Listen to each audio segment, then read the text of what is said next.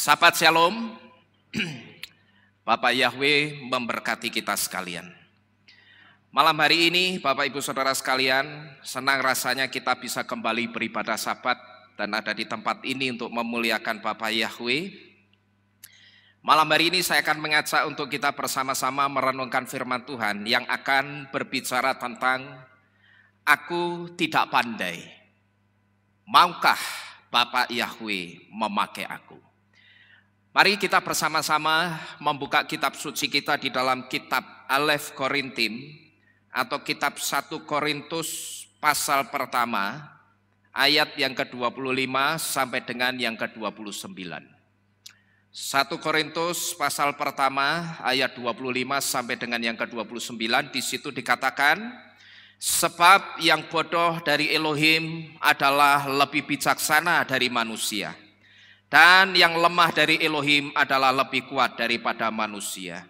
Sebab kamu melihat panggilanmu, hai saudara-saudara, bahwa secara daging tidak banyak yang berhikmat, tidak banyak yang berkuasa, tidak banyak yang terpandang. Akan tetapi Elohim telah memilih mereka yang bodoh bagi dunia, supaya dia dapat mempermalukan mereka yang berhikmat.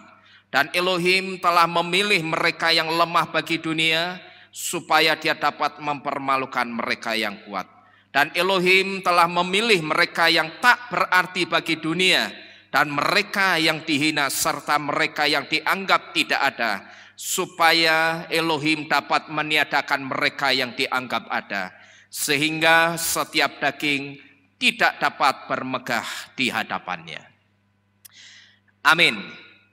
Nah, Bapak Ibu Saudara sekalian, malam ini mungkin ketika kita membaca apa yang saya tulis di depan ini, atau ketika saudara membaca tema firman Tuhan malam hari ini, mungkin ada di antara kita yang berkata di dalam hati, itu aku.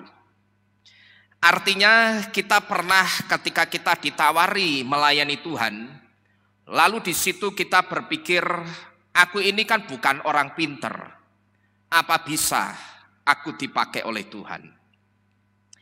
Nah, saudara-saudara sekalian, dalam perjalanan pelayanan kami di tempat ini, saya sering ketemu dengan orang-orang yang saya sebut orang-orang itu mengalami krisis percaya diri seperti ini, saudara. Tidak usah jauh-jauh melihat ke orang lain.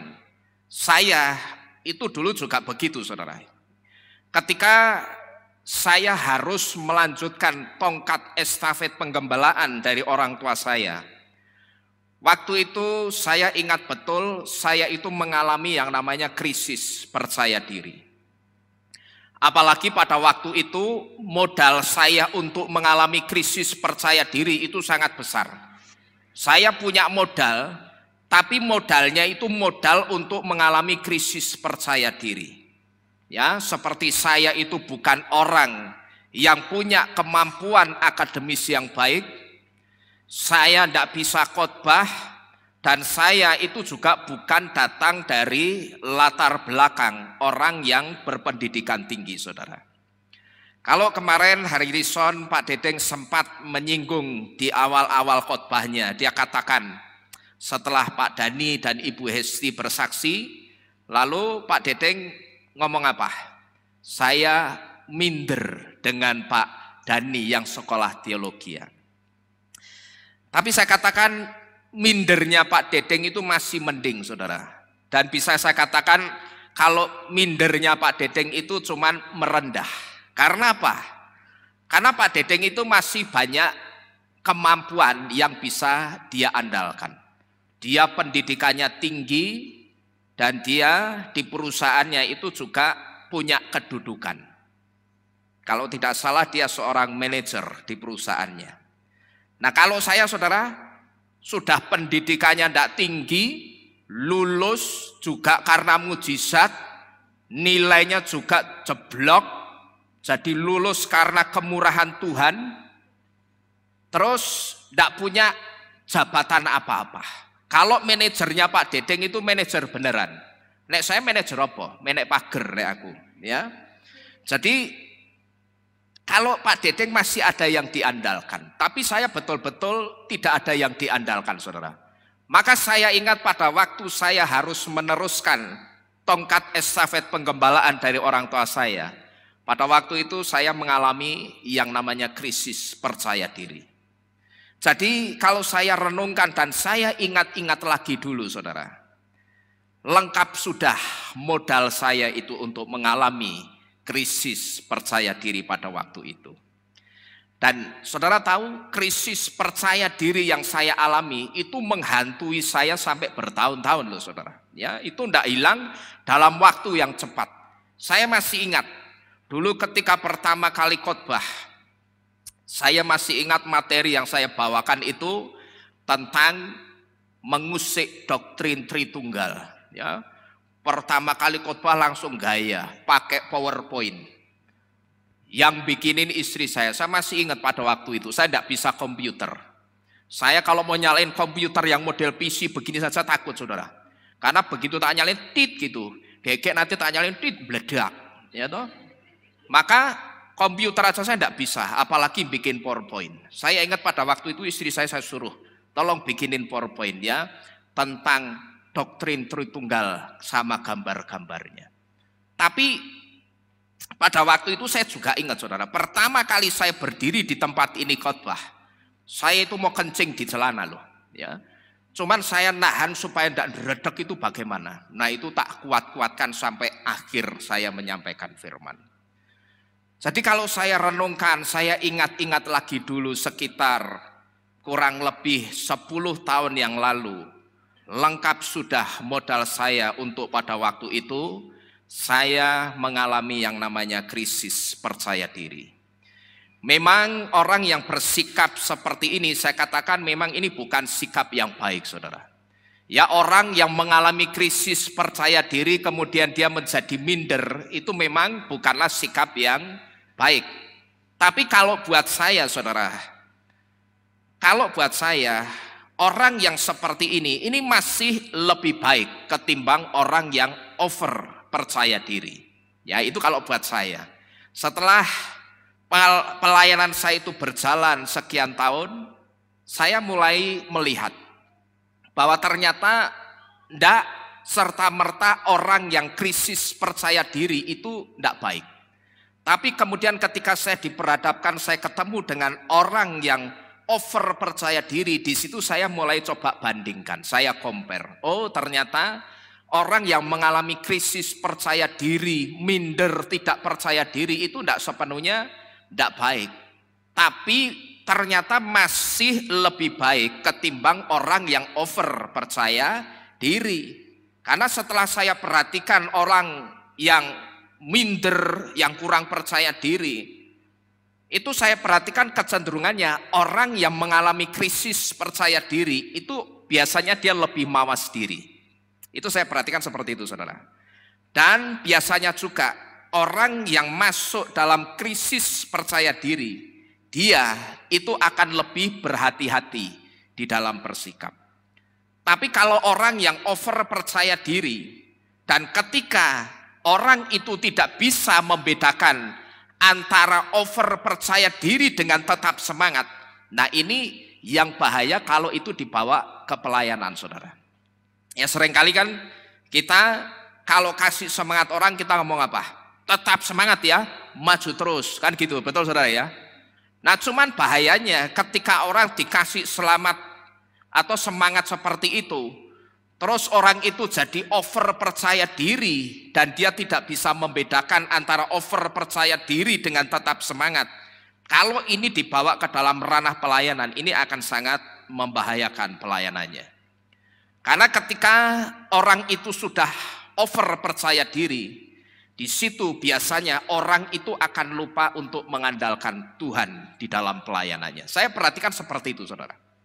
Saya pun dulu juga mengalami yang seperti itu. Ketika saya betul-betul yakin, bahkan saya sangat yakin nanti ketika saya menyampaikan firman ini, saya mesti bisa menyampaikan dengan baik. Yang saya sebut itu sebagai over percaya diri saya. Justru pada saat itu firman yang saya sampaikan itu kacau balau. Nah, maka tadi saya katakan apa? Ketika orang itu tidak bisa membedakan yang namanya over percaya diri dengan tetap semangat, ini akan membahayakan pelayanannya kalau ini dibawa ke dalam ranah pelayanan. Karena begitu orang itu over percaya diri, saya perhatikan biasanya orang itu lupa mengandalkan Tuhan dalam pelayanannya. Yang diandalkan terus apa kalau begitu? Yang diandalkan itu kemampuannya. Yang diandalkan itu juga percaya dirinya. Sehingga ketika dia melayani Tuhan, yang pelayanan itu bukan pelayanan roh, jadinya pelayanan daging. Karena percaya diri itu sebetulnya bukan andalan, saudara. Ya, jangan salah. Percaya diri itu bukan andalan, tapi percaya diri itu modal. Saudara yang berangkat melayani Tuhan, yang melayani di mimbar ini, apalagi seorang worship leader seperti Ibu Naomi Eko ini dia harus punya modal percaya diri. Selain yang pertama, dia punya modal kerendahan hati, dia punya roh yang takut kepada Bapak Yahweh, dia punya penundukan diri sama Tuhan, tapi dia juga harus punya modal percaya diri. Jadi percaya diri itu bukan andalan, tapi percaya diri itu apa? Modal. Bisa membedakan, saudara ya. Dan tetap harus yang kita andalkan di dalam setiap pelayanan kita, di dalam setiap kehidupan kita itu cuman Bapak Yahweh. Amin. Jadi kalau saudara bisa mengandalkan Bapak Yahweh, diberkatilah saudara dan saya yang mau mengandalkan Bapak Yahweh.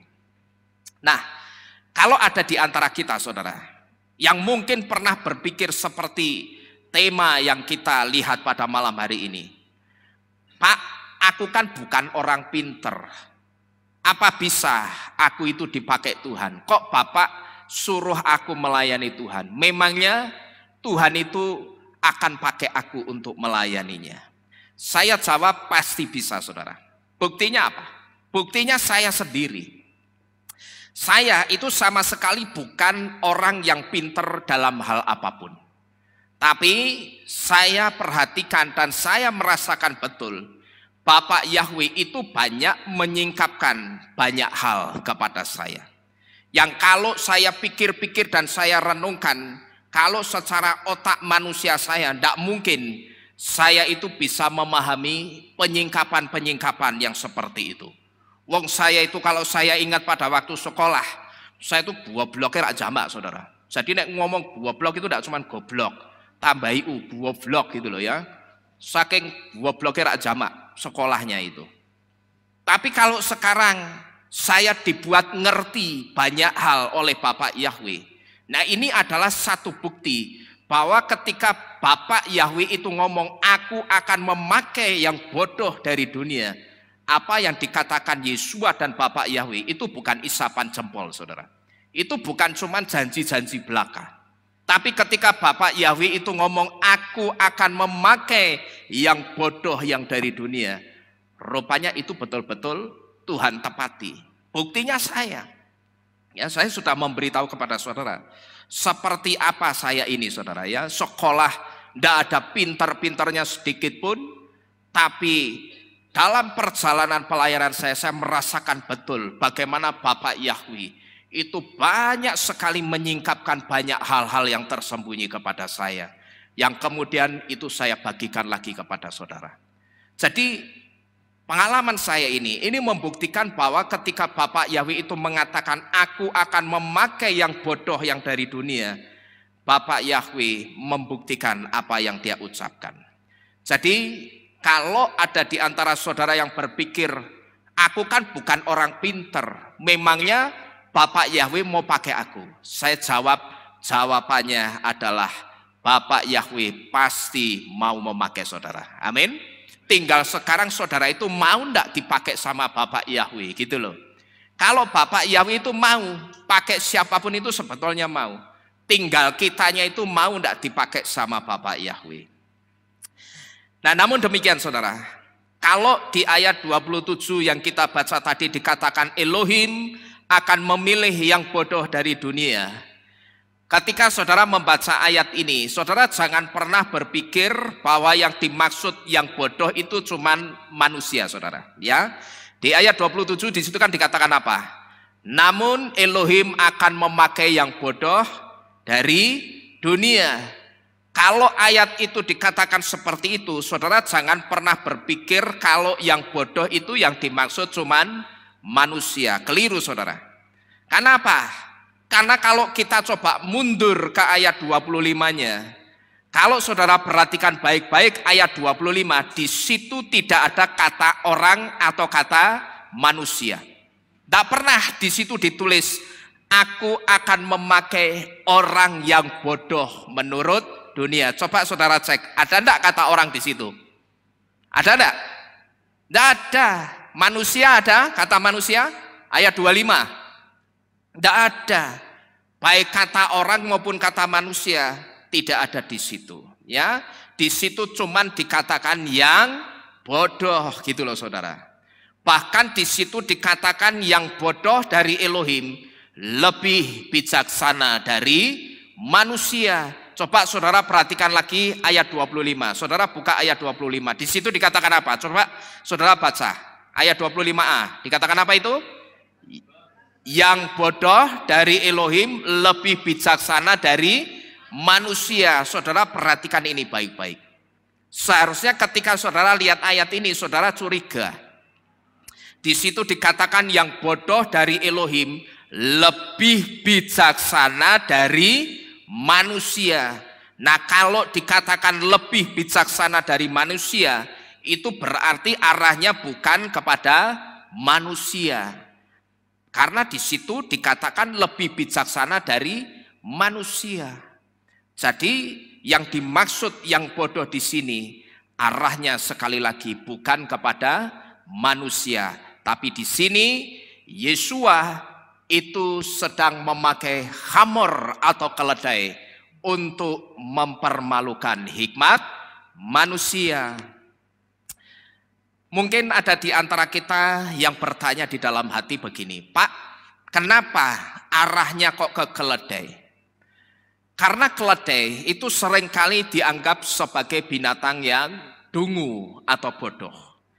Nah, tetapi sekalipun keledai itu dianggap sebagai binatang yang bodoh, kalau kita perhatikan Bapak Yahweh itu justru seringkali pakai keledai untuk menempela orang. Baik Bapak Yahweh maupun Yesua, kalau kita perhatikan di dalam kitab suci, seringkali Bapak Yahweh dan Yesua itu pakai keledai untuk menempela orang, untuk menegur orang atau untuk mengingatkan orang. Yang pertama kita bisa melihat ketika Bapak Yahweh itu menegur Bileam. Caranya Bapak Yahweh menegur Bileam pakai apa? Pakai keledainya Bileam. Keledainya dibikin apa? Ngomong, bisa ngomong sendiri. Cuman sayang pada waktu itu Bileam tidak peka. Bileam tidak peka, kok keledaiku bisa ngomong ya. Nah buktinya tidak peka apa? Malah keledainya diajak apa? Diajak debat, ya, malah diajak padu. Keledainya harusnya kalau dia peka bahwa Tuhan itu sedang mengingatkan dia, jangan naik ke bukit itu untuk mengutuk orang-orang Israel. Seharusnya kalau Bileam peka, pada saat keledainya ngomong dia kaget. Bahkan nek saya bisa belayu. Lah kok keledai bisa ngomong, nek saya belayu itu. Ya tetapi si Bileam justru apa? Diajak debat si keledainya. Lalu yang kedua, kalau saudara perhatikan pada waktu Yesua itu masuk ke Yerusalem, Yesua pada waktu itu ketika dia masuk ke Yerusalem, melewati pintu gerbang bagian timur Yerusalem, waktu itu kitab suci tidak pernah mencatat Yesua itu naik seekor kuda jantan yang gagah perkasa. Kitab suci ngomong begitu saudara? Enggak. Tapi Yesua itu naik atau menunggang seekor aton atau keledai betina. Dan perlu kita ketahui bahwa aton atau keledai betina yang ditunggangi Yesua ini adalah nubuatan bahwa Yesua akan datang dengan menunggangi dalam tanda kutip para murid yang melakukan Torah dan menunggangi juga para pengajar Torah seperti Yesakar. Dan hal ini sudah dinubuatkan oleh Nabi Zekaria atau Nabi Zakaria di dalam kitab Zakaria 9 ayat yang ke-9 Dan dinubuatkan juga di dalam kitab Matius pasal ke-21 ayat yang pertama sampai dengan yang kelima. Nah ini artinya saudara, Yesua itu akan datang setelah orang-orang yang dipilih untuk diselamatkan, mereka semuanya kembali kepada Torah. Coba kita baca bersama-sama. Kita baca kitab Zakaria pasal 9 ayat 9, betul enggak? Soal hal ini sudah dinubuatkan oleh Nabi Zakaria. Zakaria pasal 9 ayat yang ke-9. Di situ dikatakan, bersukarialah dengan sangat hai putri Sion. Bersorak-sorailah hai putri Yerusalem. Lihatlah rajamu datang kepadamu. Dia adil dan jaya, rendah hati dan menunggang seekor keledai. Dan seekor keledai muda, anak keledai betina. Keledai betina itu bahasa Ibrani-nya ini, aton. Kalau hamor itu keledai jantan. Lalu kita coba lihat di kitab Matius pasal ke-21 ayat yang pertama sampai dengan yang kelima. Di situ dikatakan, dan ketika mereka hampir sampai ke Yerusalem dan telah tiba di Betfage dekat Bukit Zaitun, kemudian Yesua mengutus 2 murid dengan berkata kepada mereka, kamu harus pergi ke desa di seberangmu, dan segera kamu akan menemukan seekor keledai yang tertambat dan seekor anak keledai bersamanya. Setelah melepaskannya, bawalah kepadaku. Dan jika seseorang menanyakan sesuatu kepadamu, kamu harus mengatakan bahwa Tuhan punya kebutuhan atas mereka dan Dia akan mengembalikan mereka segera. Dan semuanya ini terjadi supaya digenapkan apa yang telah diucapkan oleh seorang nabi ketika mengatakan, katakanlah kepada putri Sion, lihatlah rajamu yang lembut datang kepadamu, dan dengan menumpang di atas seekor keledai beserta seekor keledai muda, anak keledai beban itu. Kalau kita perhatikan ayat yang kelima atau ayat yang keempat, yang dimaksud nabi yang menubuatkan itu siapa berarti? Zakaria. Ya, itu saudara bisa lihat di Zakaria 9 ayat yang ke-9. Hamor dan aton itu sama-sama artinya keledai saudara. Cuman bedanya kalau hamor itu keledai jantan, aton itu keledai betina. Dan kalau saudara lihat di situ ada nama Yisakar disebut, itu karena tidak lain, keledai itu simbol atau lambangnya dari suku Yisakar. Jadi setiap 12 suku Israel itu punya lambangnya masing-masing. Nah, Yisakar itu lambangnya keledai. Maka kalau kita perhatikan di dalam kitab Devarim atau kitab Ulangan 33 ayat 18, di situ dikatakan, hei Sebulon, bersukacitalah dalam kepergianmu keluar, dan hai Yisakar, dalam kemah-kemahmu. Artinya apa ini saudara? Ini artinya kalau seseorang itu disebut berdiam di kemah-kemah, maka orang yang berdiam di kemah atau dinubuatkan berdiam di kemah-kemah itu akan disebut sebagai anak rumahan dalam tanda kutip.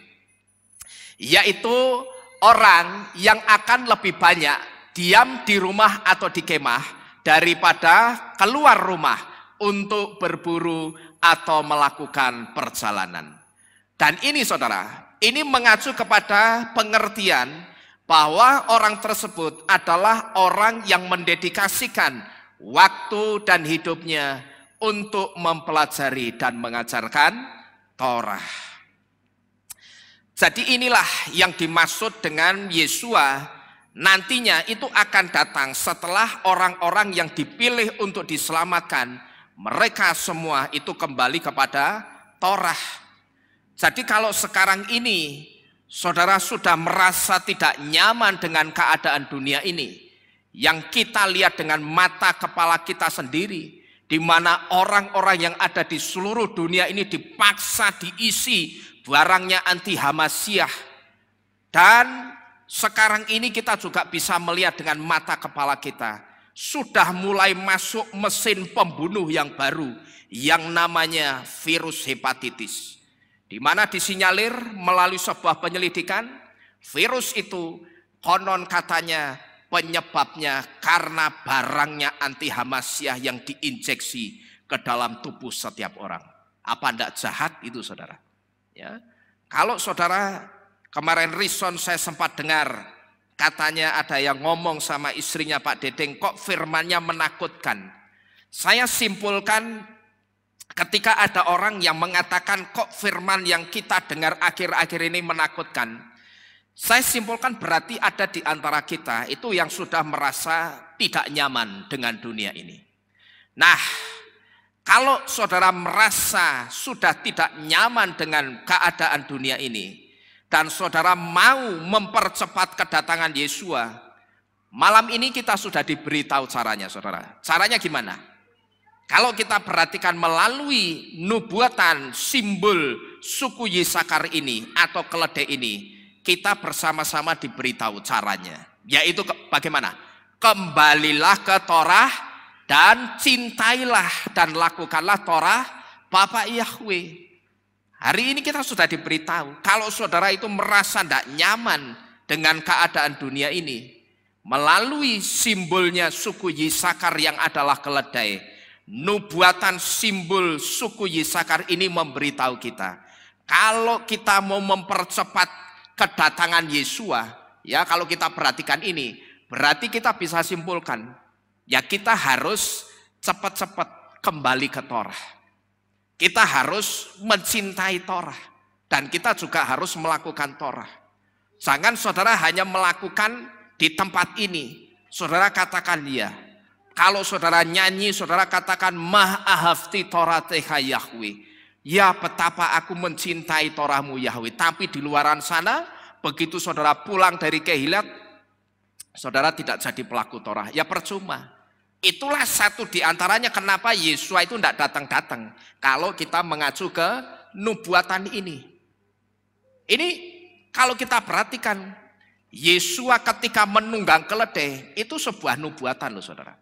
Kalau saudara perhatikan dunia politik, setiap apapun yang dilakukan oleh seorang pemimpin negara, dia dulit debu begini saja, ini sudah ada artinya. Kalau saudara ingat, beberapa tahun yang lalu, waktu itu Pak Jokowi pergi ke proyek Hambalang yang macet. Saudara tahu apa yang dilakukan Pak Jokowi begitu sampai di proyeknya Hambalang? Dia hanya berdiri di proyek itu terus dia cuma apa? Geleng-geleng. Ya, dia cuma gedek-gedek melihat proyek itu. Kalau orang yang paham politik ngerti artinya. Apa coba artinya? Ini gimana sih pemimpin yang dulu itu kerjanya bagaimana?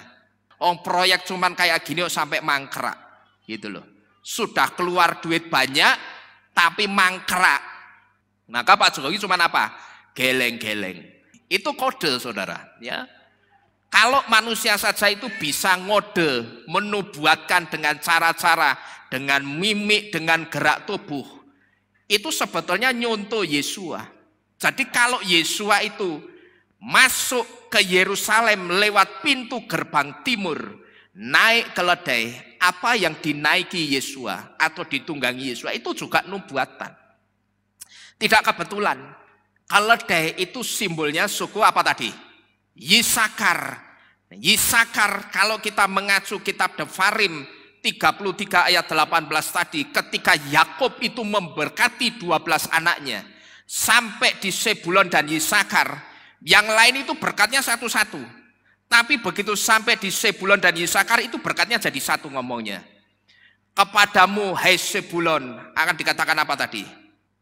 Bersukacitalah dalam kepergianmu keluar, dan hai Yisakar dalam kemah-kemahmu. Sedangkan kita sudah diberitahu sekarang saudara, kalau orang itu disebut berdiam di dalam kemah-kemah, ini artinya dia adalah orang yang sudah mendedikasikan waktu dan hidupnya untuk mempelajari dan mengajarkan Torah. Nah ini sebetulnya satu kode gitu loh.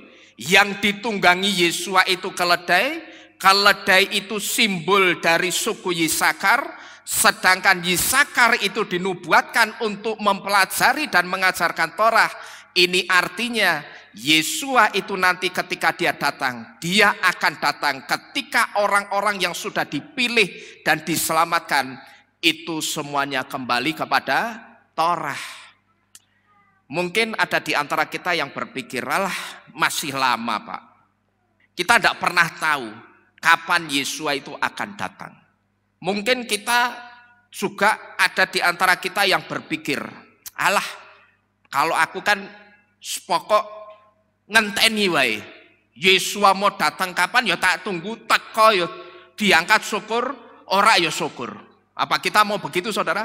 Sekarang ini orang bisa ngomong begitu. Tapi nanti ketika orang itu betul-betul tidak mengikuti rapture, dia tidak terangkat, dia baru kerasa. Kok aku dulu ngomong seperti itu? Ya, jadi jangan sembarangan ngomong saudara. Jadi malam ini kita diberitahu, kalau mungkin ada di antara kita, kok ini keadaan dunia ini semakin hari bukan semakin baik ya. Karena saya pernah memberitahu kepada saudara melalui seorang rabi yang bernama Rabi Ephraim Sprecher. Kita sudah pernah diberitahu bahwa tidak ada pertanda yang baik untuk tahun-tahun dunia ini di waktu yang akan datang. Jadi kalau sudah dikatakan tidak ada pertanda yang baik, kira-kira ke depan ini tahun kita dunia ini baik enggak kira-kira? Enggak baik. Tidak ada yang baik, karena sudah dinubuatkan tidak ada pertanda yang baik untuk tahun-tahun dunia ini di waktu yang akan datang. Saya bukan menakut-nakuti, tapi itu sudah dinubuatkan. Dan hebatnya Torah kalau menubuatkan tidak ada satupun yang meleset. Jadi kalau saya cuma bisa mengatakan apa?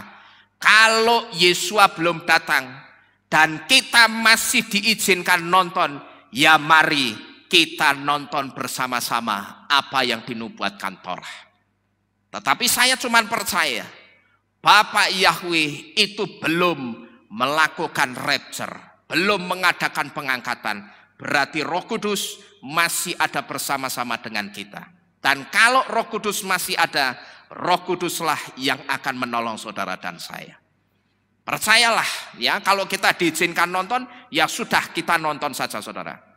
Tapi sekali lagi, saya berharap saudara tidak usah ketakutan. Karena seperti ilustrasi yang saya sampaikan beberapa waktu yang lalu, saudara mau ketakutan kayak apapun, itu akan percuma. Ibarat saudara itu sakit gigi, saudara ngerti proses nyabutnya gigi itu sakit.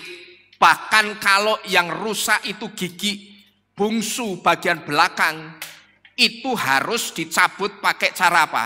Dibedah, dioperasi. Dokter yang gelarnya DRG biasa itu tidak bisa, tidak boleh nyabut gigi yang miring saudara. Harus dokter gigi yang gelarnya spesialis bedah mulut. Dan saudara ngerti, kalau ini dioperasi, ini dicabut, itu rasanya akan sakit dan kelihatannya mengerikan. Tapi mau ndak mau, kalau saudara mau sembuh ndak sakit lagi, harus dicabut apa enggak? Harus. Kira-kira seperti itu. Jadi kalau saudara dikasih tahu bahwa kedepannya dunia ini tidak akan semakin baik, saudara percuma. Mau takut itu percuma. Saudara kemudian bahkan mungkin katakanlah ya, ada yang males mendengarkan saya ngomong nubuatan, ya percuma. Tak kandani. Percuma. Karena saudara mau males, saudara mau takut, tetap kita akan melihat kalau Yesua belum datang. Paham saudara ya? Dengan ilustrasi ini saya berharap saudara paham. Kita mau takut seperti apapun, itu tidak akan kemudian membuat Bapak Yahweh menghentikan nubuatan yang harus tetap berjalan. Jadi harus tetap jalan nubuatannya. Tapi malam ini kita diberitahu, kalau kita itu mau mempercepat kedatangan Yesua, supaya kita tidak menghidupi zaman yang semakin tidak baik, kita sudah dikasih tahu caranya. Sungguh-sungguhlah saudara mencintai Torah.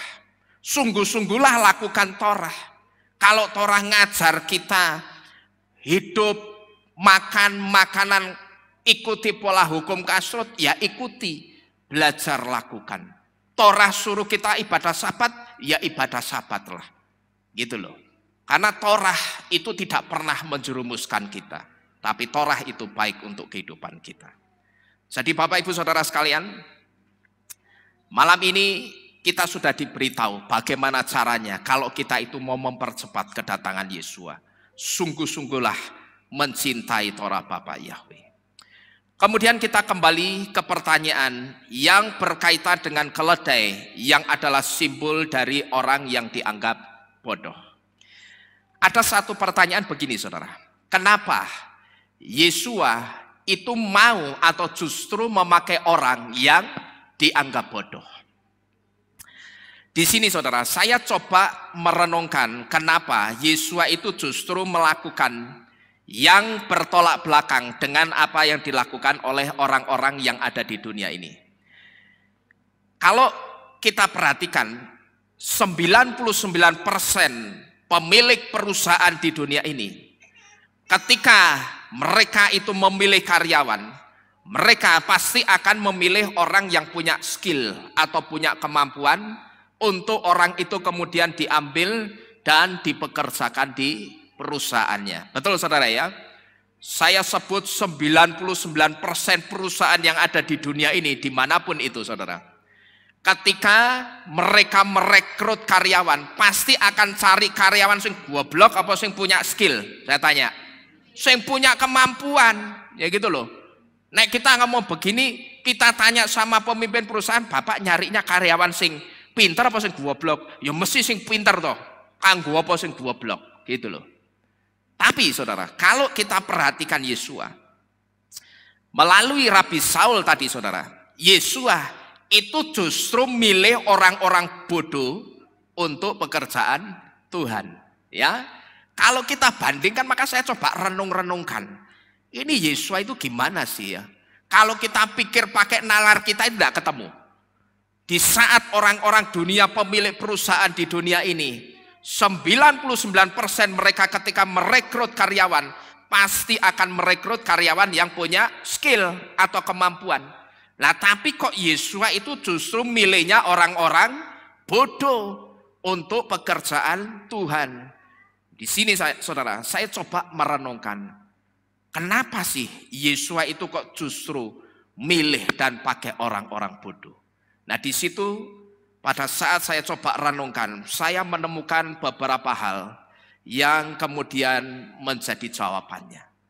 Yang pertama, Yesua lebih condong mau dan justru memilih orang-orang yang dianggap bodoh. Itu karena yang pinter ternyata justru banyak berdalih dan tidak mau dipakai Bapak Yahweh. Gitu loh saudara. Ternyata justru yang pinter itu kebanyakan dalih, kebanyakan cincong alasan ini itu, dan dia tidak mau dipakai Bapak Yahweh. Sekalipun saya katakan tidak semua orang pinter tidak mau dipakai Tuhan. Ada orang-orang pinter yang mau dipakai Tuhan, tentunya banyak. Tapi kalau dipresentasi, ternyata orang pinter yang mau dipakai Tuhan itu jumlahnya cuma segelintir. Kalau dipresentasi ya mungkin 90% yang menolak, 10% itu yang mau dipakai oleh Tuhan, orang pinternya.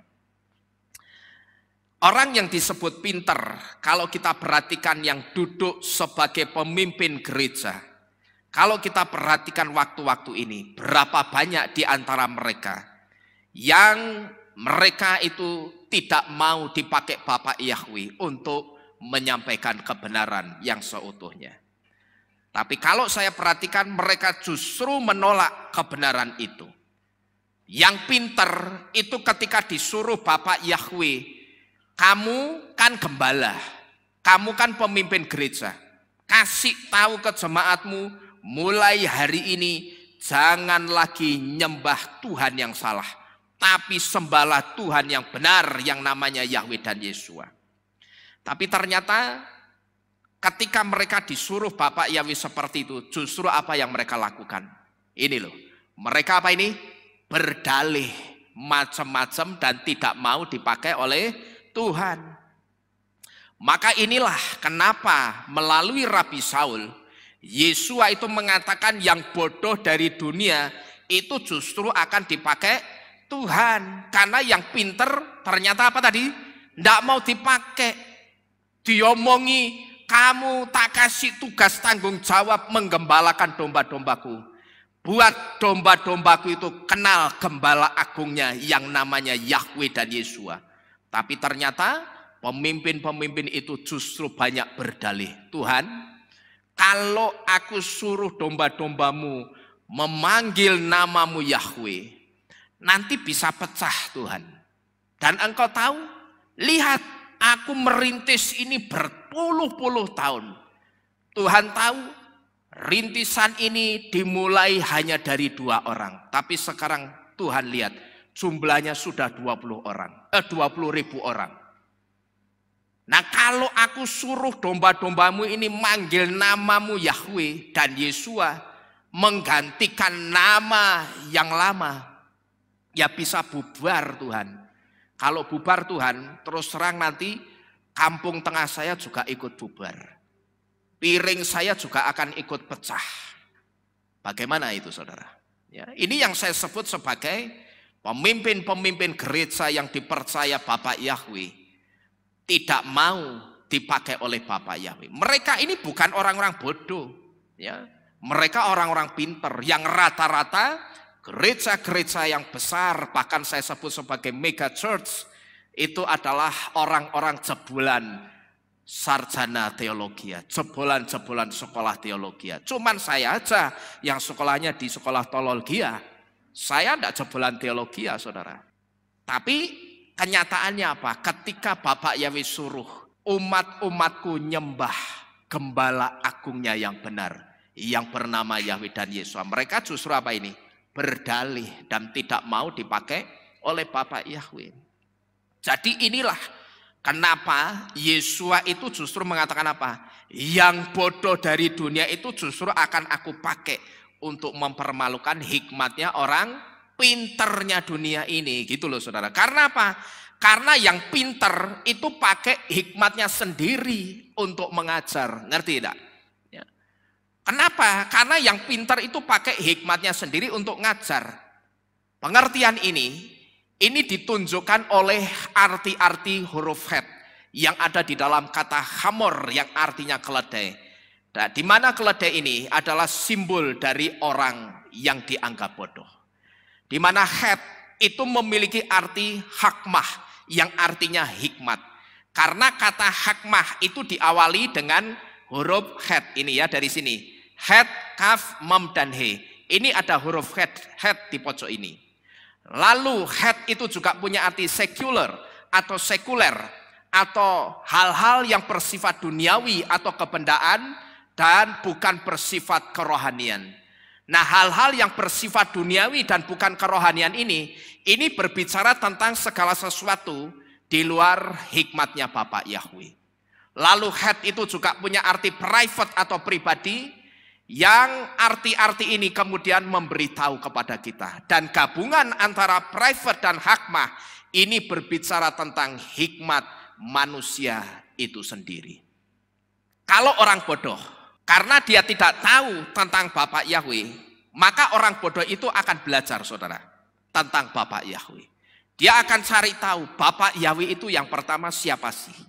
Yang kedua setelah tahu Bapak Yahweh, oh ternyata Yahweh itu nama Tuhan Sang Pencipta langit dan bumi. Tuhannya Abraham, Yitzhak, dan Yakov.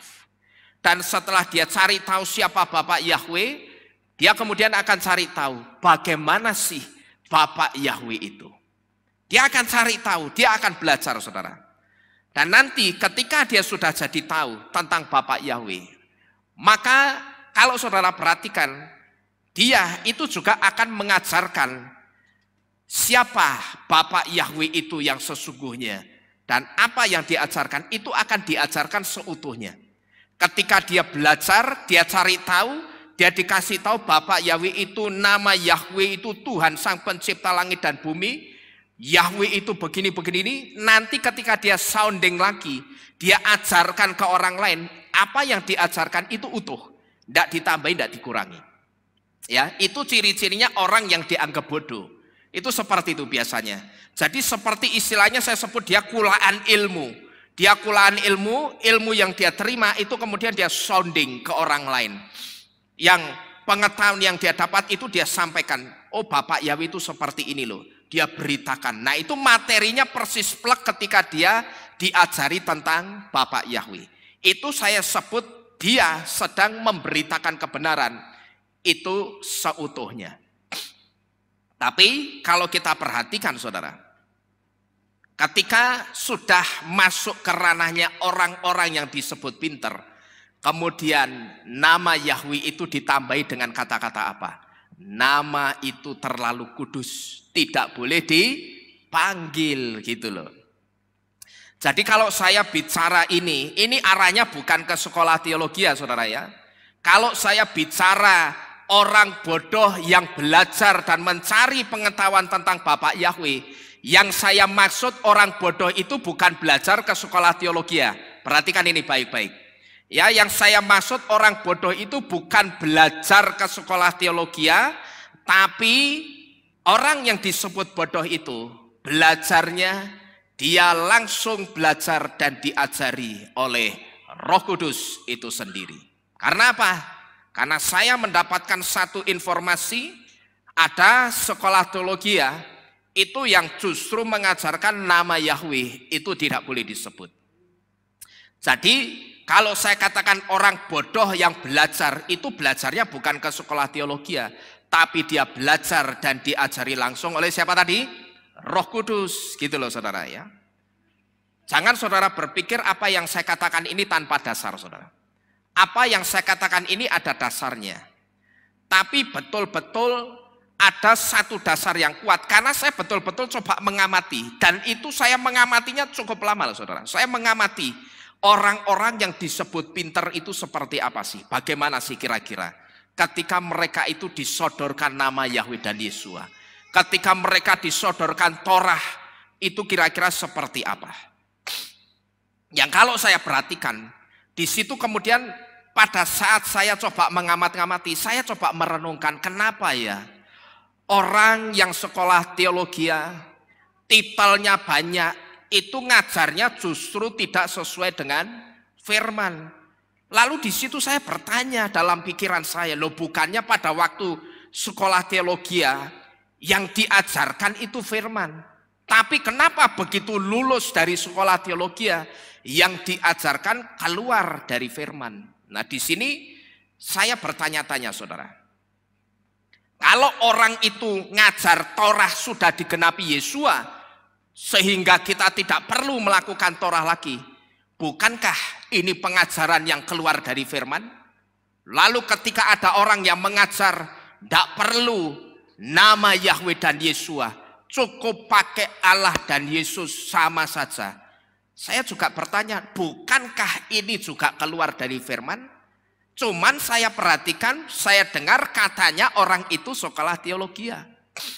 Cuman kalau sekolah teologi, kenapa di dalam sekolah teologi diajari firman, tapi begitu lulus yang diajarkan keluar dari firman? Nah ini yang bikin saya bingung saudara-saudara sekalian.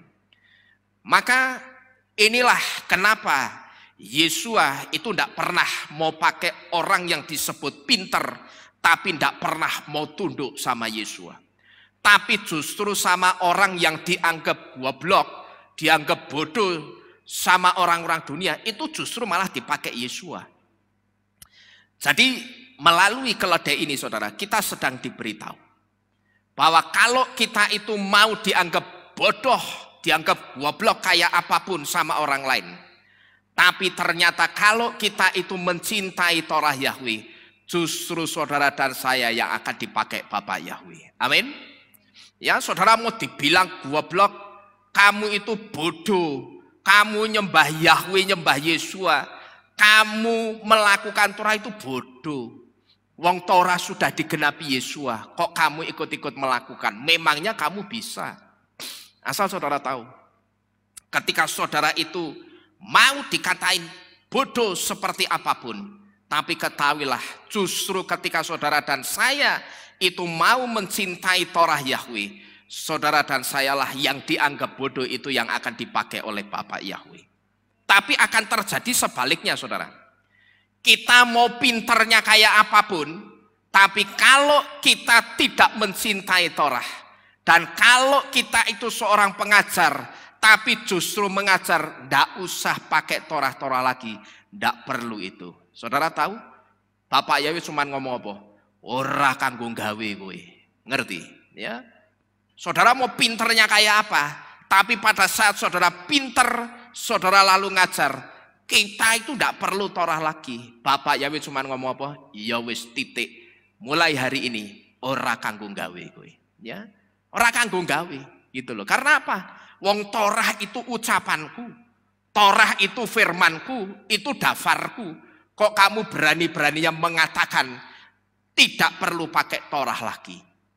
Sedangkan ketika aku mengambil rupa seorang manusia turun ke dunia ini dalam Yeshua HaMasyiah, aku saja mengatakan apa? Aku tidak pernah membatalkan Torah, tapi aku datang untuk menggenapi Torah. Jadi inilah kenapa Yeshua itu tidak pernah mau pakai orang yang disebut pinter, tapi dia tidak mau tunduk sama Yeshua. Tapi justru sama orang yang dianggap bodoh, Yeshua itu justru pakai orang itu dengan luar biasa. Ini yang pertama. Lalu yang kedua, kenapa Yeshua justru pakai orang yang dianggap bodoh? Karena orang bodoh, ketika dia sudah tahu kebenaran, dia biasanya akan punya keinginan kuat untuk memberitakan lagi kebenaran yang dia terima kepada siapapun. Dan ketika dia sounding lagi atau memberitakan kebenaran yang dia terima kepada siapapun, dia itu akan memberitakan dengan tanpa rasa takut dan bahkan tidak ada pertimbangan macam-macam, saudara. Ya, tidak ada pertimbangan macam-macam.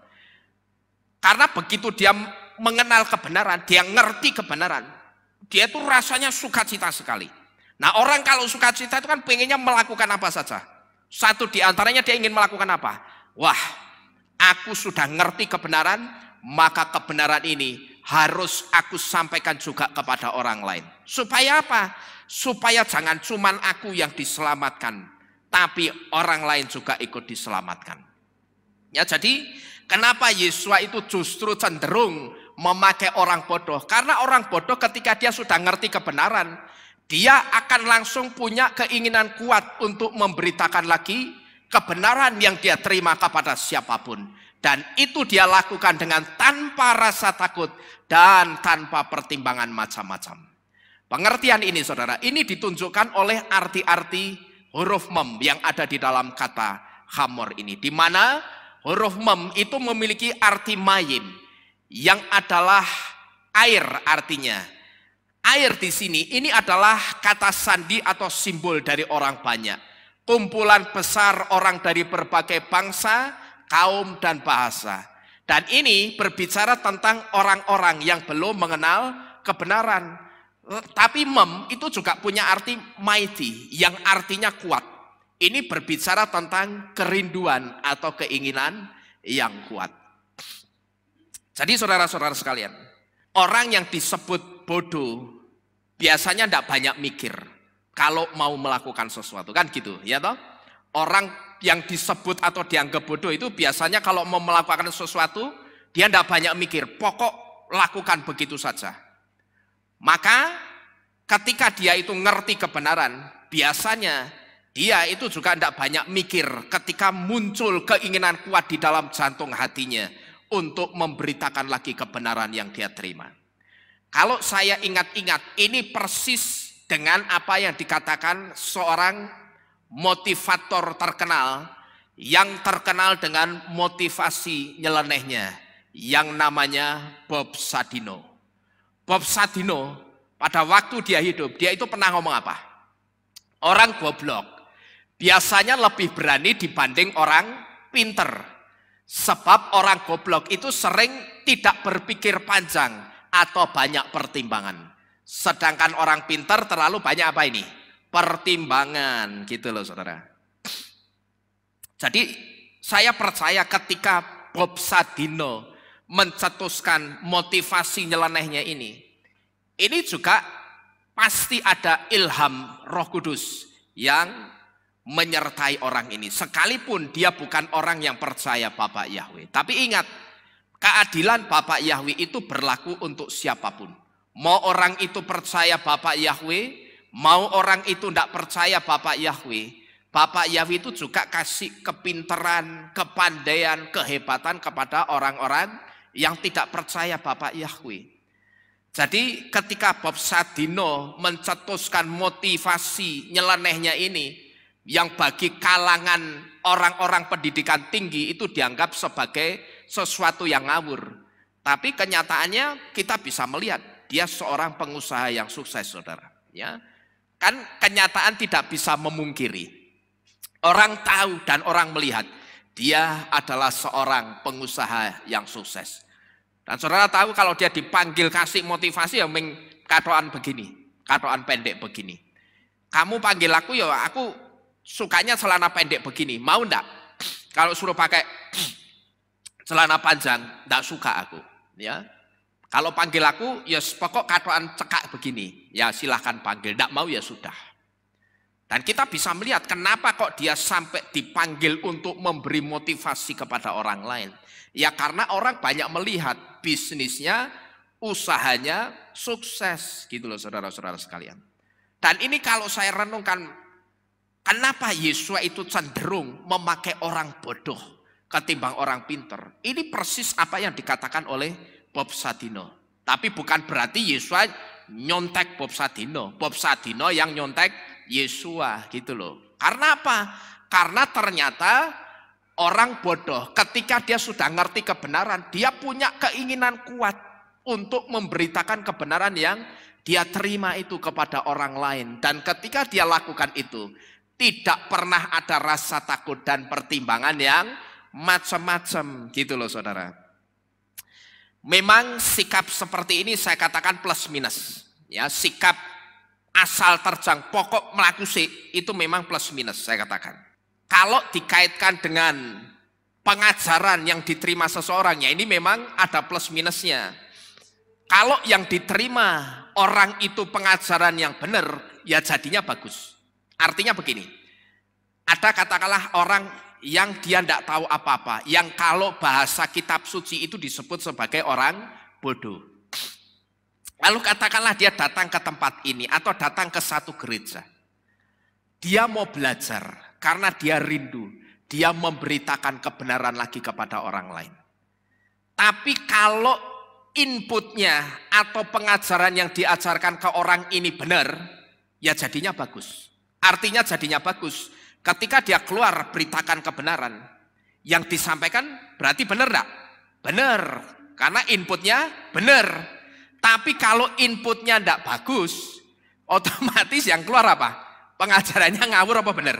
Ya ngawur gitu loh. Maka saya katakan memang sikap seperti ini ada baiknya. Terjang dulu, pokoknya maju dulu. Ya, memang ada baiknya. Enggak usah banyak mikir.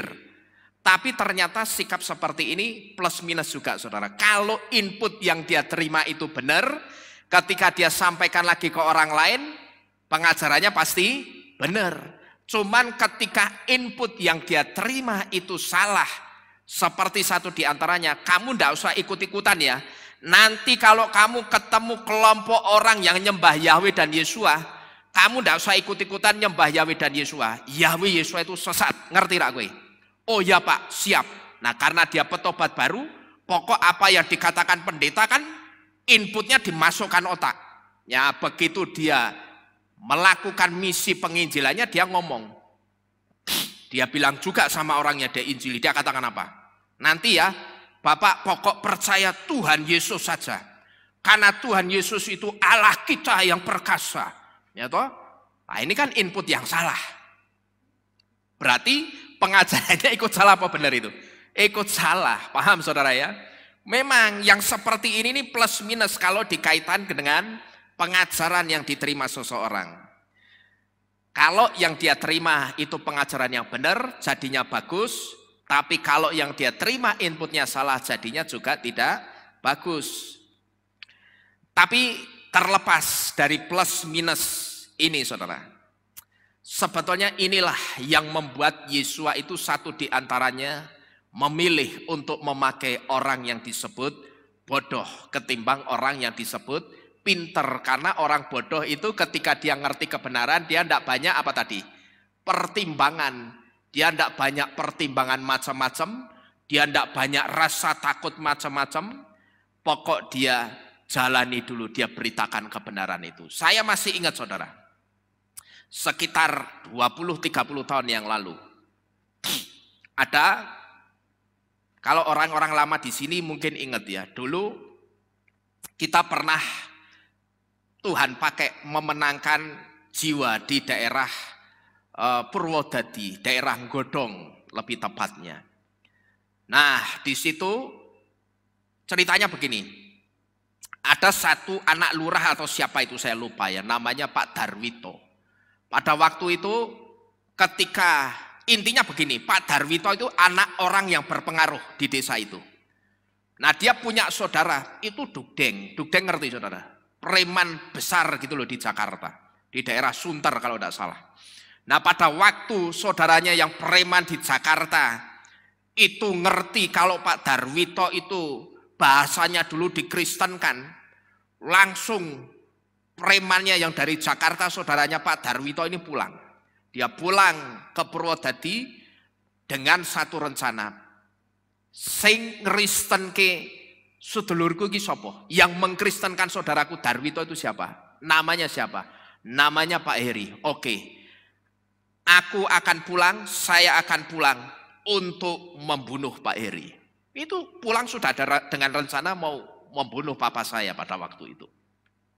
Tapi saudara tahu, begitu orang itu sampai di Purwodadi dan dia tahu tanggal sekian bulan sekian hari ini akan ada persekutuan doa di rumah saudaranya yang dimenangkan untuk Tuhan. Saudara tahu, waktu itu dia datang. Dia datang tapi sudah dengan rencana mau membunuh papa saya. Tapi saudara tahu, pada waktu puji-pujian dinaikkan, kita menyembah Tuhan, kita memuji Tuhan, kita bermazmur untuk nama Tuhan di sana. Saudara tahu, galinya ini nangis di pojokan ya. Dia duduk di pojokan, sesenggukan nangis, di pojok-pojokan gitu duduknya. Nah terus begitu acara selesai, si premannya ini datengin papa saya. Pak Heri, saya minta maaf. Loh minta maaf kenapa? Kita kenal aja belum? Iya saya minta maaf. Karena terus terang saya datang ke Godong ini untuk membunuh Bapak. Karena terus terang saya tidak terima Pak. Saudara saya dikristenkan sama Pak Heri. Tapi Pak, tadi pada saat Bapak persekutuan, Bapak nyanyi-nyanyi, terus terang Pak, saya itu nangis di pojokan. Dia bilang begitu, saya nangis di pojokan, saya tidak kuat, tiba-tiba saya nangis. Saya tidak ngerti kenapa kok saya nangis. Nah saat itu saudara, rupanya Roh Kudus juga bekerja dengan orang ini. Kemudian papa saya beritakan kebenaran, dia kasih tahu, ayo terima Bapak Yahweh dan Tuhan Yesus sebagai Tuhan dan Juru Selamatmu. Singkat cerita orang ini mau terima saudara. Yang tadinya datang bawa misi mau membunuh papa saya, justru dia terima Tuhan. Nah saudara ngerti, begitu dia terima Tuhan, pulang ke Jakarta, semua preman-preman itu diinjili. Bakul-bakul pasar preman-preman diinjili. Kowe pokok ora terima Tuhan Yesus, sesat mati mlebu neraka. Gentian waktu itu dia dikeroyok orang ya, dia keroyok orang di pasar itu di daerah Sunter, dia dikeroyok orang. Nah ini seperti ini saudara ya. Cuman memang inputnya dia pada waktu itu benar untungnya ya, kebenaran yang diinputkan papa saya ke orang ini, preman ini, si preman ini benar. Inputnya pun yang disampaikan benar. Cuman caranya itu yang keliru. Dia saking cintanya toh, saking sukacitanya, dia mengalami Tuhan di dalam hidupnya. Pada waktu itu dia beritakan Injil di daerah Sunter sana, di kawasan gali-gali itu preman-preman diomongi semua. Pokok semua anak buahnya, kamu masih mau ikut saya, kamu harus jadi Kristen. Nek ora Kristen, ora usah melu aku maneh. Ya, dan kowe ngerti, kowe ora Kristen ora melu Tuhan Yesus mati mlebu neraka. Lah ada yang terima memang, sekalipun terimanya mungkin terima karena terpaksa. Ya, tapi pada waktu itu saya dengar dia juga dikeroyok orang, saudara-saudara sekalian.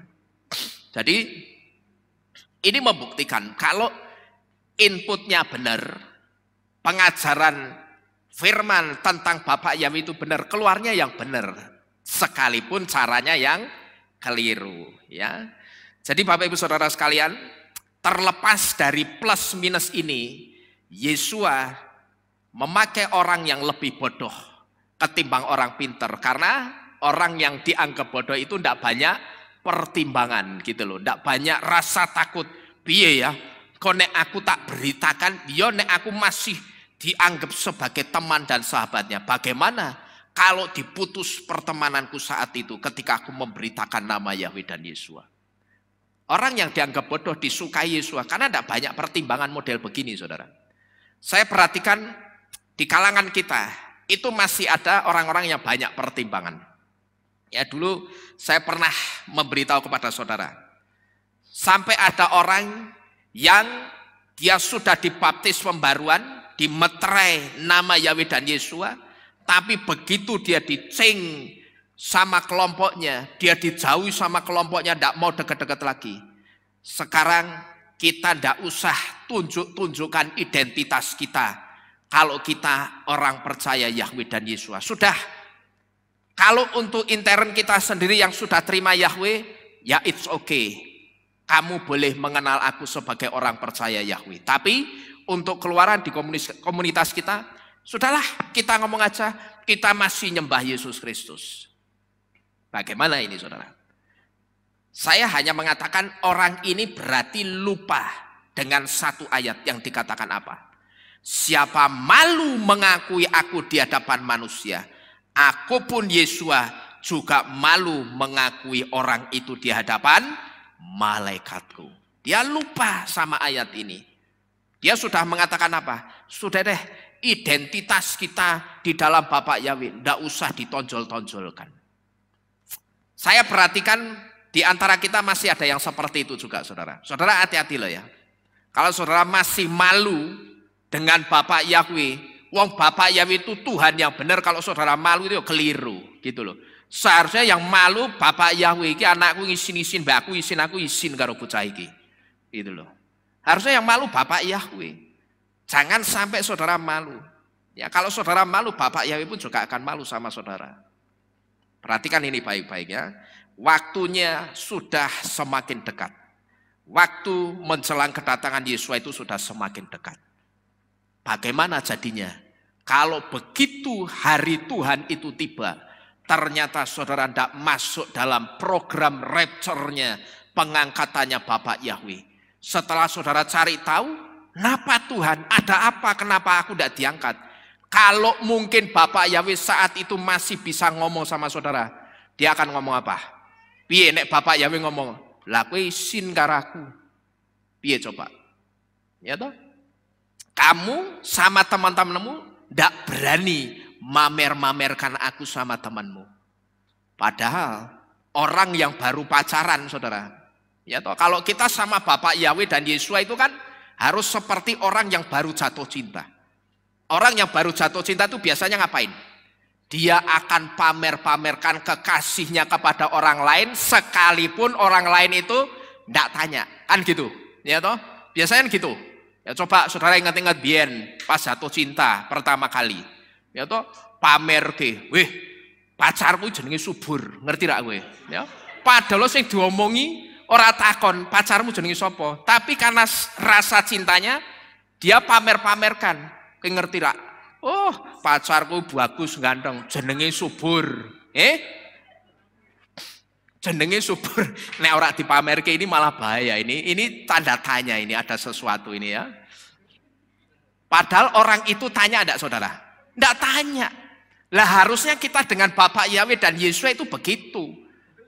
Orang mau tanya atau enggak, kita pamerkan Bapak Yahweh, bukan malah kamu, saya dengar sekarang nyembah Yahweh. Oh enggak. Aku sama masih yang lama kok. masih nyembah Yesus Kristus. Nah buat apa gitu loh kita malu.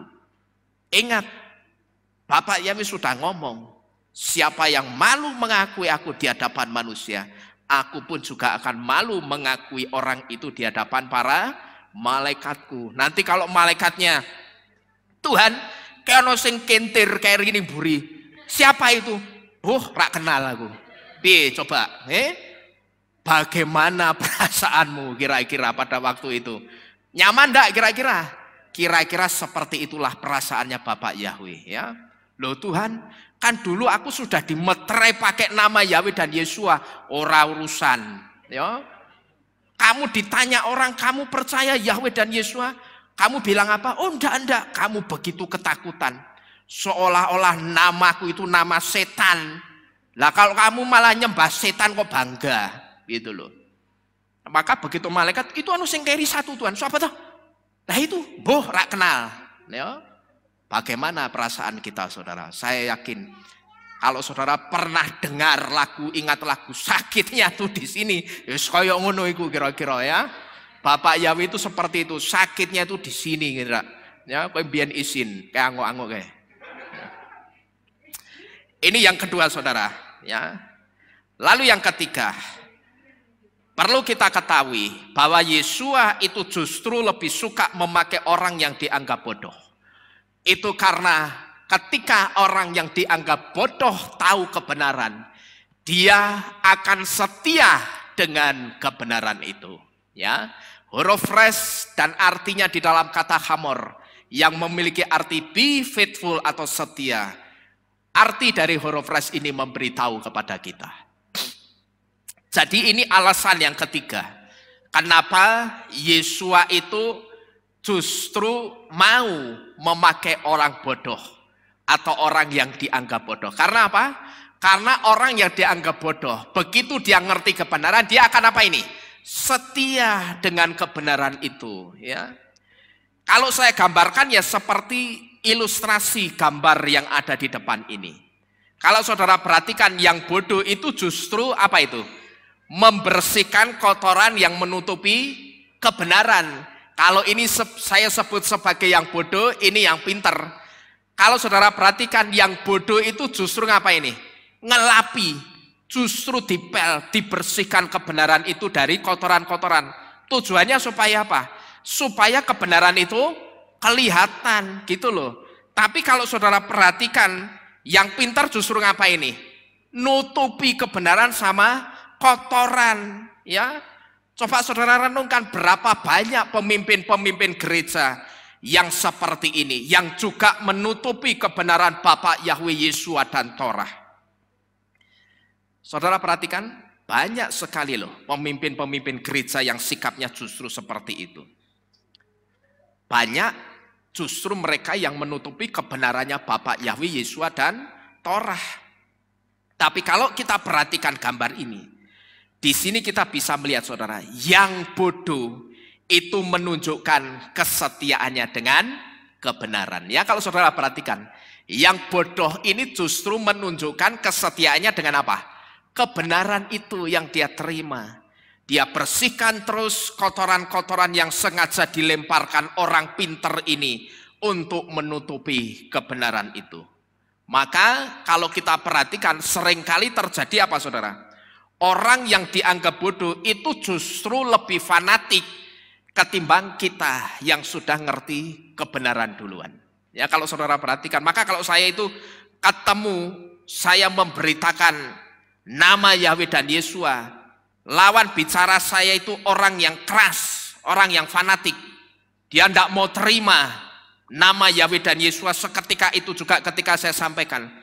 Saya justru malah senang dengan orang yang seperti ini saudara. Timbang orang sing cangkeme nggih, sing canggih ya. Kamu ngerti Tuhan kita itu Bapak Yahweh. Oh nggih Pak, kita tidak boleh loh panggil nama Tuhan yang lama. Oh nggih leres. Nah terus juru selamat kita namanya juga Yesua. Oh ngaten. Oh nggih. Ya, kita juga harus nyembah Yesua. Jangan nyembah Yesus Kristus lagi. Oh nggih. Tapi sampai mati ora pernah kepanggih.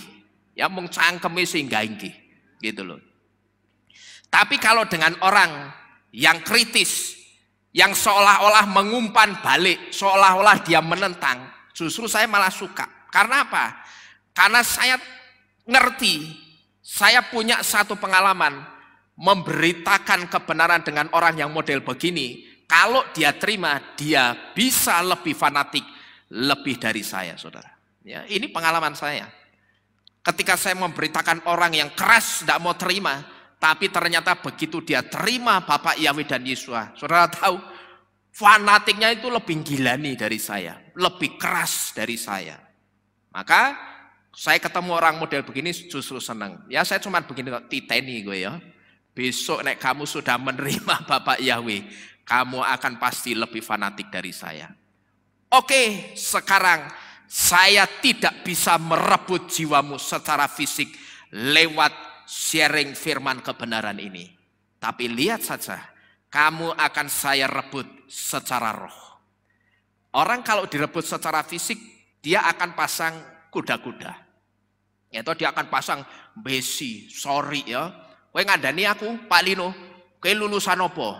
Sarjana teologi. Oh sorry, saya master teologi. Jadi tunggu dulu kalau saya harus mendengarkan kamu. Tidak apa-apa. Orang biasanya kalau sudah merasa pinter, sekolahnya tinggi kan pasang besi, itu pasang kuda-kuda. Jangan sampai ya, aku belajar sama anak kemarin sore, sama orang yang tidak pendidikan. Ojo sampai kebun sugudel, kan begitu. Akhirnya apa? Dia pasang kuda-kuda dan tidak mau terima. It's okay, tidak apa-apa. Saya justru senang yang seperti ini, karena itu tantangan buat saya. Apa yang saya lakukan, saudara? Aku tidak bisa merebut jiwamu secara fisik melalui pemberitaan secara langsung ini. Tak rebut jiwamu secara roh. Ya. Setelah itu tak ajak foto kan tidak ngerti. Maksudnya foto apa? Ya toh? Ya wis yo, kita foto ya. Kita foto sebelum kita pulang. Padahal begitu saya foto, malamnya saya doakan, saya tumpangi tangan orang ini. Bapak Yahweh, saya rindu orang ini juga Engkau kasihi. Selamatkan dia sama seperti Engkau menyelamatkan saya. Buat dia mengenal namamu dengan caramu yang ajaib. Itu yang saya sebut dengan saya merebut jiwa seseorang secara roh. Kalau saya tidak berhasil merebut orang itu secara fisik, saya akan rebut secara roh, saudara. Lewat apa? Doa. Kalau fisik orang masih iso ngejak gelut, ya toh? Tapi nek roh meh gelut mbek sapa kowe? Orang ngerti. Karena orang itu kalau tidak hidup dalam kekudusan yang 100%, dia akan banyak celah gitu loh, untuk bisa dimasuki rohnya. Maka karena roh saya itu roh yang ada di dalam saya, roh Bapak Yahweh, saya cuma percaya roh Bapak Yahweh yang ada di dalam saya itu lebih besar dari apapun, termasuk rohnya orang itu. Maka saya percaya ketika saya rebut dia dengan cara roh, dia mesti kepegang. Kepegang enggak? Kepegang benar, saudara. Ya, saya juga seringkali memberitahu orang, Pak, suami saya belum mau terima Bapak Yahweh. Suami saya belum mau ibadah, bahkan tidak pernah ibadah. Ibu sudah kasih tahu nama Yahweh dan Yesus, oh sudah. Ya wis, ibu perhatikan baik-baik. Ketika ibu coba kasih tahu nama Yahweh dan Yesus, suami ibu belum mau terima. Saya sebut ibu itu sedang merebut jiwanya secara fisik. Tapi tenang saja, ya masih ada satu cara yang dia tidak bisa tangkis dengan kekuatan apapun. Rebut secara roh. Ibu kan tidur bareng, ya. Ibu tumpangkan tangan pada saat suami ibu ngorok, tumpangi tangan. Ya. Tidur ngorok, tumpangi tangan. Katakan kepada Bapak Yahweh, saya minta kepadamu suami saya, Bapak Yahweh, menangkan dan kasih dia. Karena saya mau Tuhan juga selamatkan saya dan suami saya sama seperti Engkau menyelamatkan saya. Mesti jadi, saudara. Tinggal tunggu waktunya Tuhan. Hari pertama saudara berdoa minta, hari kedua ucapkan syukur. Saudara bayangkan, ya, ibu-ibu yang suaminya tidak mau ibadah, bayangkan saudara ke Kehilat bareng sama suamimu, duduk bareng jejer, sedang memuji-muji Bapak Yahweh, menyembah Bapak Yahweh di Kehilat. Nanti kan jadi mesti jadi. Saudara tahu, Sekarang ini saya berdoa, minta Bapak Yahweh tidak cuma minta uang 2 miliar untuk membeli rumah dan tanah ini. Tapi kalau saudara perhatikan saya doanya bagaimana? Masih ada yang ingat tidak? Tim-tim doa yang ikut doa pelayanan. Saya katakan apa? Saya mengucap syukur dan berterima kasih untuk uang ratusan miliar dan jutaan dolar, juga untuk emas-emas lantakan, intan, berlian, dan permata yang engkau kirim untuk pekerjaanmu di tempat ini. Nek 2 miliar gue bayar berentek, ya toh? Tapi kalau yang dikirim, yang tadi saya minta, apa tadi? Uang ratusan miliar, jutaan dolar, intan, permata, emas-emas lantaan. Kita pasti membangun kehilat ini, melebar ke kanan ke kiri, melebar ke depan ke belakang, dan naik menghadap jalan Rinjani. Amin. Dan juga bayar, saudara. Sekarang sudah mulai Bapak Yahweh tunjukkan satu persatu, berkat itu mulai berdatangan. Ya, saudara, nanti kesaksiannya saya kumpulkan dulu. Ya, yang pasti apa yang kita doakan itu sudah bekerja di alam roh. Soal kesaksiannya nanti pasti saya akan bersaksi di tempat ini, saudara. Jadi Bapak Ibu Saudara sekalian, kalau kita perhatikan, kita kembali ke firman ini tadi. Seringkali terjadi orang yang dianggap bodoh itu justru lebih fanatik dari kita yang sudah lebih dulu mengenal kebenaran. Tapi kalau ahli Torah kan enggak, saudara. Mereka tahu di dalam Torahnya itu ada satu pribadi yang dinubuatkan yang akan muncul suatu hari kelak.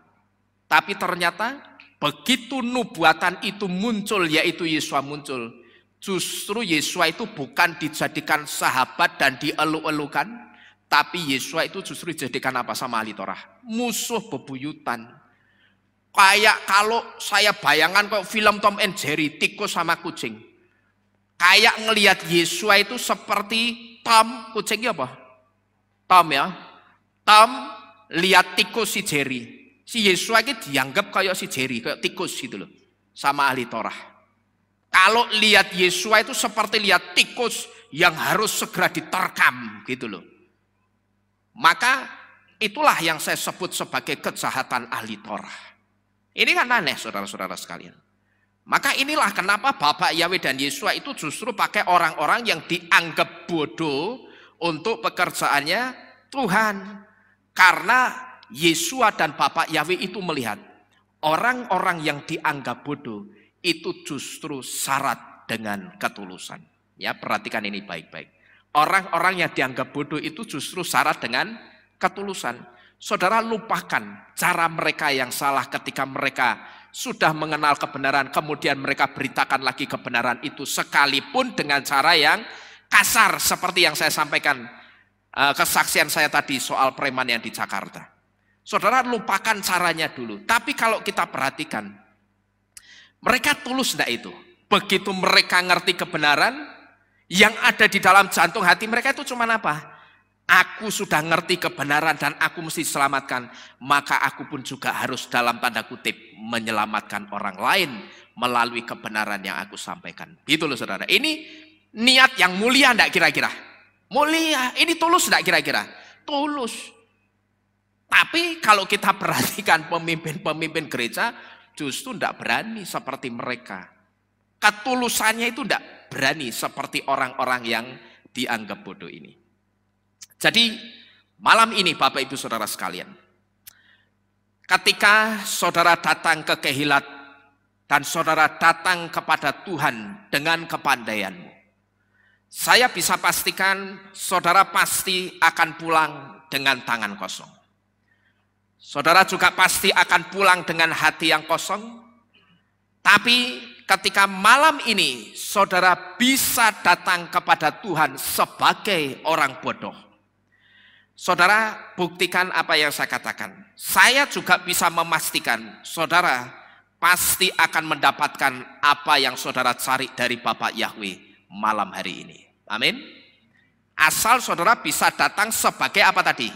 Orang bodoh. Saya tidak mengatakan saudara harus jadi wong bodoh sih, enggak. Jangan salah ya. Tapi datanglah setiap kali saudara datang ke Kehilat itu datang sebagai orang bodoh gitu loh. Saya tidak mengatakan saudara harus jadi orang bodoh, tapi datanglah sebagai orang bodoh. Ini sama seperti halnya kita yang sudah diberitahu. Saudara dan saya itu bukan lagi hamba, tapi apa? Mempelai. Tapi sebagai mempelai, kita juga harus punya hati hamba. Artinya hati yang melayani, bukan mempelai ngungklang-ngungklang begini. Ya, Yesua pengen pelayanan dari kita, tapi kita mempelai wanita yang ongklang-ongklang, tendiang. Ya, kanggo apa gitu loh. Yang aku cari memang kamu itu sekarang bukan lagi hamba sesuai kitab suci katakan. Tetapi kamu adalah mempelai-mempelainya Hamasiah Yesua. Tapi tetap sebagai seorang mempelai, kita harus punya hatinya seorang hamba. Artinya mempelai juga harus melayani. Gitu loh. Itu yang saya maksud dengan ketika saudara datang ke Kehilat. Selama saudara datang ke Kehilat, cari Tuhan itu dengan kepandaianmu. Saya bisa pastikan saudara mesti pulang dengan tangan kosong. Dan yang pasti saudara akan pulang juga dengan hati yang kosong. Tapi ketika saudara itu bisa datang sebagai seorang bodoh, sebagai orang yang bodoh, saya juga bisa memastikan saudara pasti akan mendapatkan apa yang saudara cari dari Bapak Yahweh di tempat ini dan malam hari ini. Amin. Haleluya. Mungkin ada di antara kita yang berpikir, nah Pak, aku wis kadung Pak. Masuk itu pakai kepandaianku.